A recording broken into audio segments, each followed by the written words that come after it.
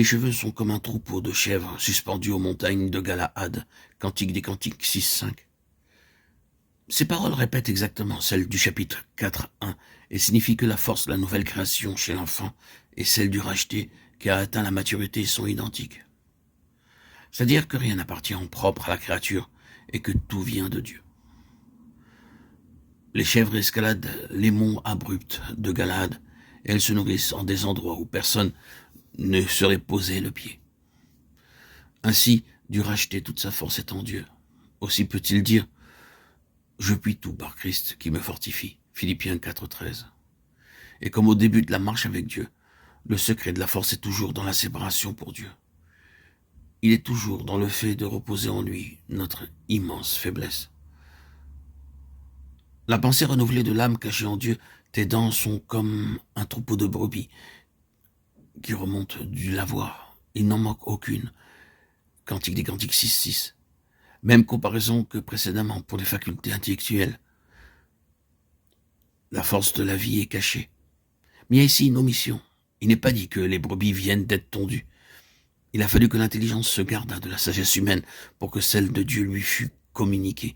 Aussi est-il dit que le troupeau remonte du lavoir lavé d'eau par sa parole. Éphésiens 5-26.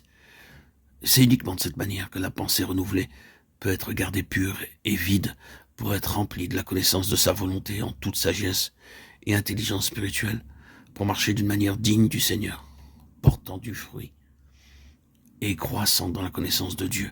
Colossiens 1-9-10. La gloire cachée de l'âme est unie à Dieu. T'as joué comme une moitié de grenade sous ton voile. Cantique des Cantiques 6-7. Les mêmes paroles sont dites au chapitre 4, verset 3. La vie nouvelle est une vie cachée derrière le voile. L'écorce rugueuse de la grenade cache la beauté intérieure du fruit. Et celle-ci est vue seulement quand le fruit est ouvert. La fille du roi est pleine de gloire à cause de la présence en elle de son bien-aimé. Mais tout ce qu'elle est en lui est voilé, en une certaine mesure, par l'enveloppe terrestre, le corps de son humiliation. Quand Christ, qui est sa vie, apparaîtra, alors elle apparaîtra avec lui dans la gloire.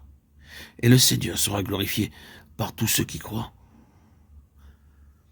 En attendant, la haute vocation des membres de l'épouse est comme voilée. Elle est cependant révélée par un extérieur modeste et simple. Il est écrit du Fils unique, Jésus, sachant que le Père lui avait remis toutes choses entre les mains, qu'il était venu de Dieu et qu'il s'en allait à Dieu, se mit à laver les pieds de ses disciples. Jean 13, 3-5. Lorsque la vie naturelle, celle de l'ancienne nature, essaie de devenir conforme à Christ, elle se courbe, même si la chose lui est antipathique, parce qu'il le faut. Elle fait effort sur elle-même.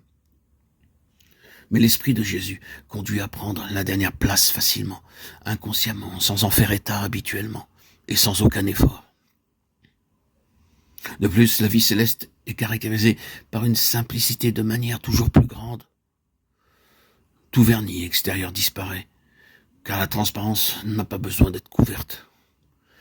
La vie céleste est spontanée, sympathique, courtoise, non point par politesse, mais par l'effet de la grâce communiquée par celui qui demeure dans le sanctuaire du cœur. Ainsi l'âme unie au bien-aimé et d'un esprit doux et paisible fait qu'elle n'a plus conscience d'elle-même, tandis que, réfugiée en lui, elle s'attend à ce qu'il l'emploie spontanément, naturellement, pour le service des autres.